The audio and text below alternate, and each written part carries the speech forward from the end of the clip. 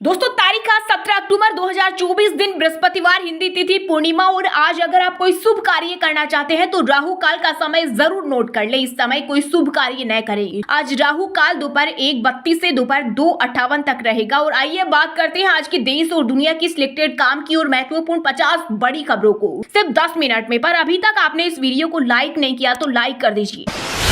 मोदी सरकार ने लाखों कर्मचारियों को दिया दिवाली का बड़ा तोहफा। केंद्रीय कैबिनेट ने बढ़ाया 3% डीए और 3 महीने का एरियर। दिवाली से पहले ये 50% से बढ़कर 53% हुआ। इसका फायदा करीब 52 लाख केंद्रीय कर्मचारियों और 60 लाख पेंशनर्स को मिलेगा। दिवाली से पहले मोदी सरकार ने किसानों को भी दी बड़ी सौगात। रबी की 6 फसलों का समर्थन मूल्य बढ़ाया। इसमें तिलहन में 300 रुपए का किया इजाफा। गेहूं 150 रुपए बढ़कर 2425 रुपए प्रति क्विंटल हुए।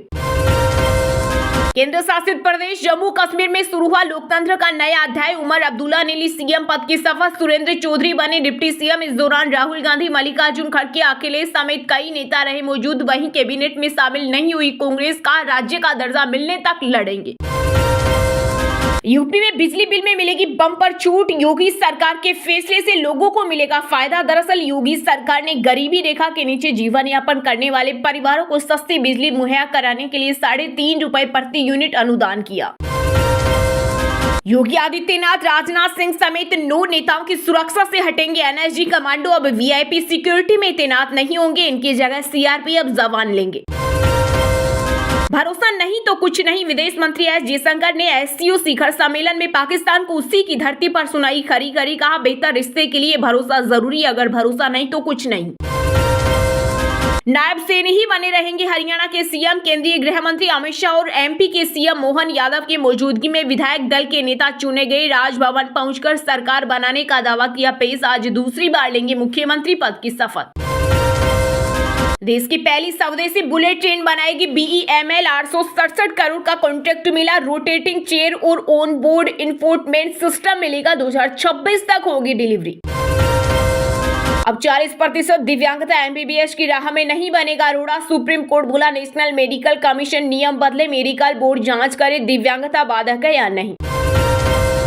केरल की वायनाड लोकसभा सीट से कांग्रेस ने उपचुनाव में पार्टी की राष्ट्रीय महासचिव प्रियंका गांधी को दिया टिकट। राहुल ने ये सीट छोड़ी थी। केरल की 2 विधानसभा सीटों के भी प्रत्याशी घोषित। एनसीपी नेता बाबा सिद्दीकी मर्डर केस में मुंबई क्राइम ब्रांच ने किए सनसनीखेज खुलासे। शूटर्स ने 3 महीने पहले बनाया प्लान। इंस्टा पर होती थी बातें, यूट्यूब से सीखी फायरिंग। इसके अलावा आरोपी कई बार बिना हथियार के बाबा के घर भी गए। केंद्र सरकार का पिनर बिना दांत का चिता। सुप्रीम कोर्ट ने पराली जलाने पर कहा, पंजाब और हरियाणा की सरकारों ने नहीं लिया एक्शन, केंद्र इनके खिलाफ करे कार्रवाई।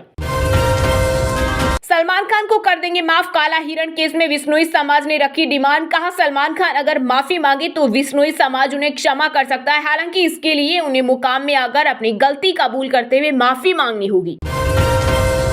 मदरसों में जल्द ही पढ़ाई जाएगी संस्कृत। उत्तराखंड मदरसा शिक्षा बोर्ड के अध्यक्ष मुफ्ती समून कासमी ने दी जानकारी। बोले, इस कदम का उद्देश्य मदरसों के आधुनिकीकरण और छात्रों को व्यापक शिक्षा प्रदान करना है।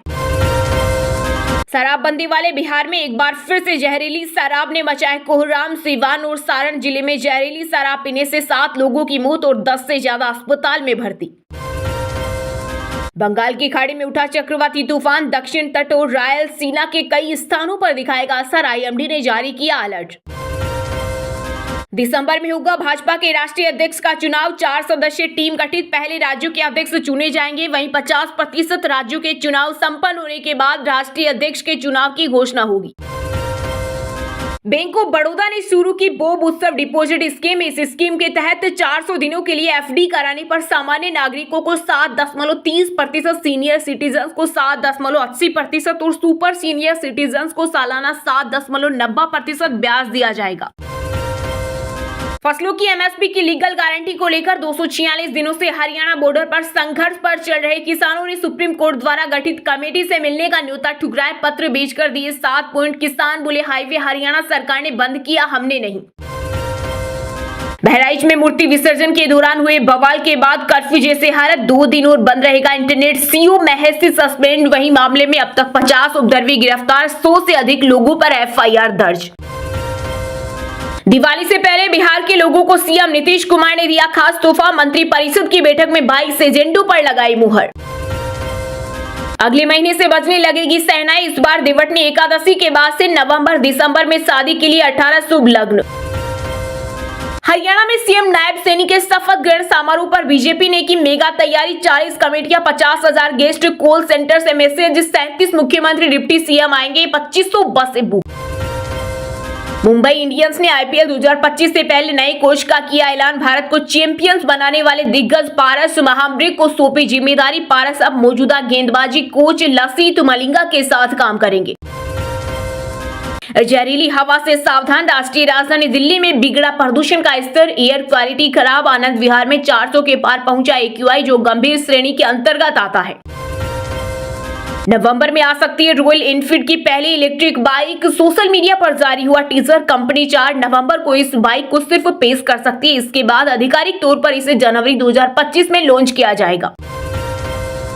हिमाचल प्रदेश के शिमला में फ्लाइंग फेस्टिवल हुआ शुरू। 50 पैराग्लाइडर ने भरी उड़ान। राज्यपाल शिव प्रताप शुक्ल ने किया शुभारंभ। 18 अक्टूबर को रेसलर द ग्रेट खली भी फ्लाइंग फेस्टिवल में बतौर मुख्य अतिथि के रूप में शिरकत करेंगे।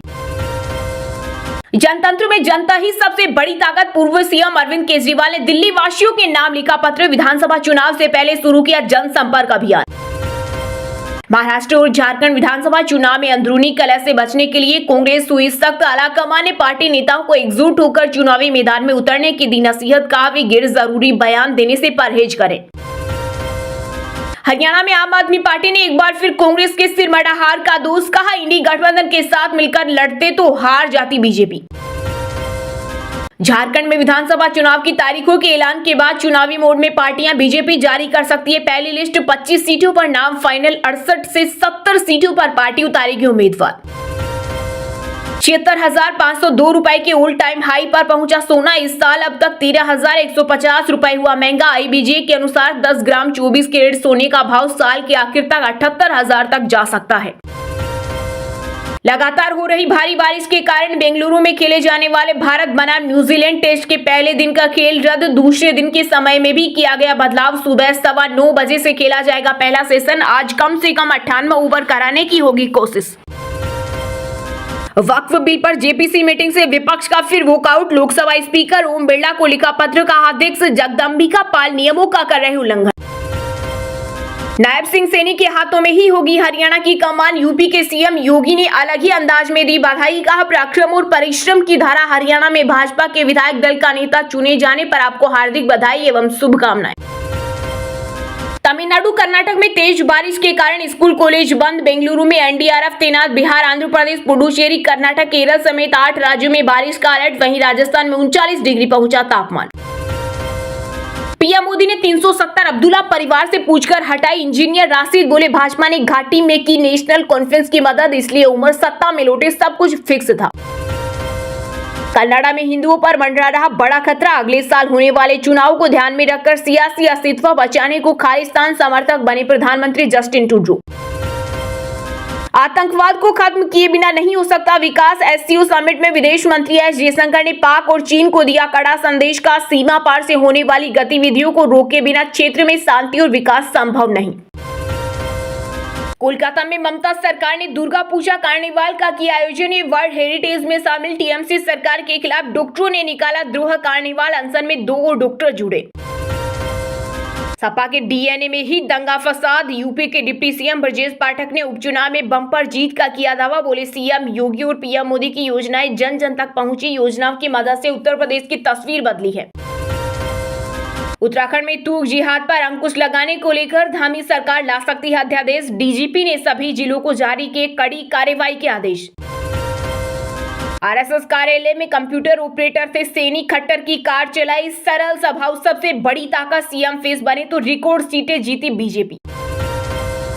मुख्य चुनाव आयुक्त के हेलीकॉप्टर के उत्तराखंड में इमरजेंसी लैंडिंग। मौसम खराब होने पर खेत में उतारा। ट्रेकिंग के लिए नंदा देवी जा रहे थे। कर्नाटक हाईकोर्ट बोला मस्जिद पब्लिक प्लेस, यहां जय श्री राम बोलने से धार्मिक भावनाएं आहत नहीं। बेंगलुरु के मस्जिद में 2 युवकों ने नारे लगाए थे। घर की नौकरानी ने अपने यूरिन से आटा गूंथकर रोटी बनाई। गाजियाबाद में बिजनेसमैन का पूरा परिवार बीमार। किचन में कैमरा लगाने पर पकड़ी गई। उत्तराखंड के पिथौरागढ़ में मुख्य चुनाव आयुक्त राजीव कुमार के हेलीकॉप्टर की हुई इमरजेंसी लैंडिंग, खराब मौसम बना कारण।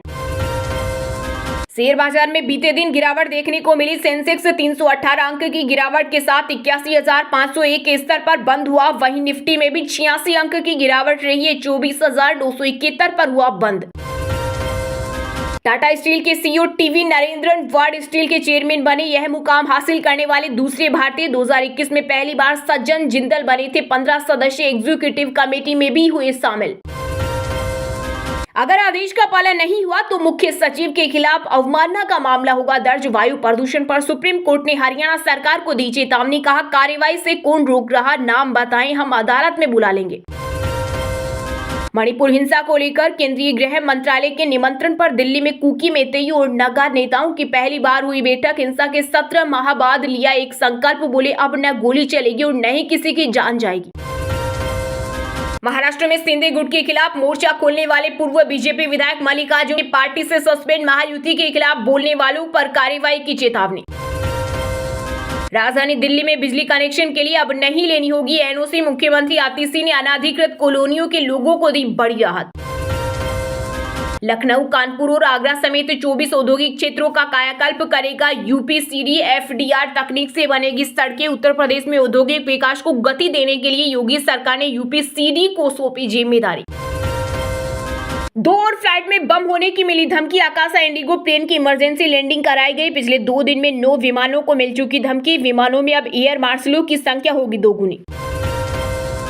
विरोधी फेक नैरेटिव सेट कर रहे, हम काम करने वाले। महायुति की प्रेस कॉन्फ्रेंस में बोले डिप्टी सीएम अजित पवार। साथ ही कहा सरकार ने 2 साल में जो काम किया उससे विपक्षी गड़बड़ा गए। चलिए अब जानते हैं जो आम आदमी के काम की और फायदेमंद खबरें हैं उनको विस्तार से। पर इससे पहले अभी तक आपने इस वीडियो को लाइक नहीं किया तो लाइक कर दीजिए। मोदी सरकार ने लाखों कर्मचारियों को दिया दिवाली का बड़ा तोहफा। केंद्रीय कैबिनेट ने बढ़ाया 3% डीए और 3 महीने का एरियर। इसका फायदा करीब 52 लाख केंद्रीय कर्मचारियों और 60 लाख पेंशनर्स को होगा। साथ ही सरकार ने गेहूं, सरसों समेत 6 रबी फसलों की एमएसपी भी बढ़ाई।